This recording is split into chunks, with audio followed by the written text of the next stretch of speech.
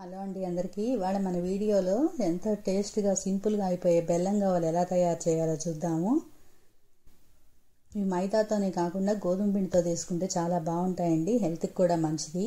ఒక కప్పు గోధుమ పిండి తీసుకుని అదే కప్పుతో ఒక కప్పు బొంబాయి రవ్వ, కొంచెం ఒక్క చిటికెడు సోడా ఉప్పు వేసుకుని బాగా అన్నీ కలిసేట్టుగా కలుపుకుని మనం ఏ కప్పుతో అయితే గోధుమ పిండి తీసుకున్నామో అదే కప్పుతో పచ్చిపాలు కానీ కాచిన పాలు కానీ ఒక కప్పు పాలు తీసుకుని అన్నీ కలిసేట్టి దగ్గరగా అయ్యేట్టుగా పిండి కలుపుకోవాలి, చపాతీ ముద్దలాగా. ఇదంతా బాగా కలిసాక 1 అవర్ పాటు పక్కన పెట్టి నానబెట్టుకుంటే మనకి ఒత్తుకునేప్పుడు బాగా వస్తాయండి. 1 అవర్ పాటు వాటిని అలా ఉంచేయాలి. పిండిని పల్చగా కాకుండా కొంచెం గట్టిగా కలుపుకోవాలి. పిండి కొంచెం కొంచెం పాలు పోసుకుంటూ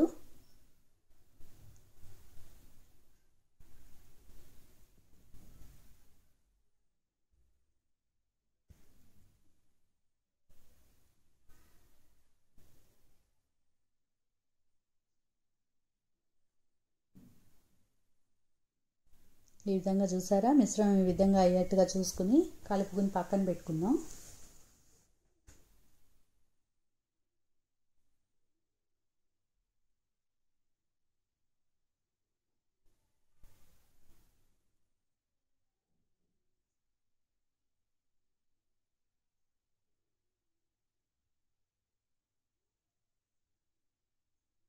అది 1 అవర్ అయ్యాక నానుంటుందండి బాగా. ఇది కొంచెం కొంచెం పిండి తీసుకుని చిన్న చిన్న బాల్స్ లాగా చేసుకుని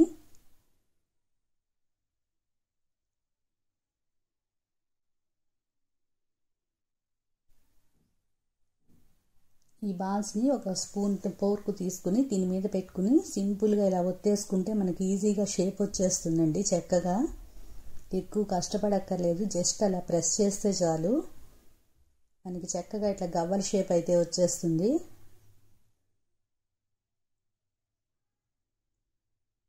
మనం ఈ కలిపి పెట్టుకున్న మిశ్రమాన్ని అంతా కూడా చిన్న చిన్న బాల్స్ చేసుకుని ఇదే విధంగా షేప్ చేసి పెట్టేసుకుందాం.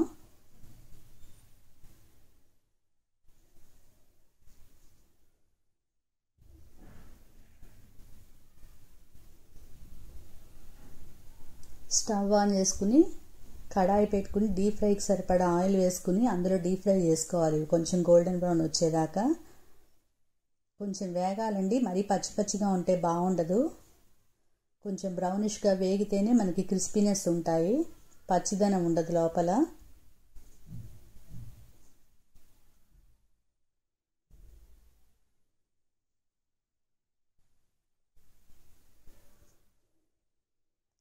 స్టవ్ మీడియం ఫ్లేమ్లో పెట్టుకుంటేనే చక్కగా వేగుతాయి, మనకి హై ఫ్లేమ్ ఉంటే ఊరికే మాడిపోతాయి.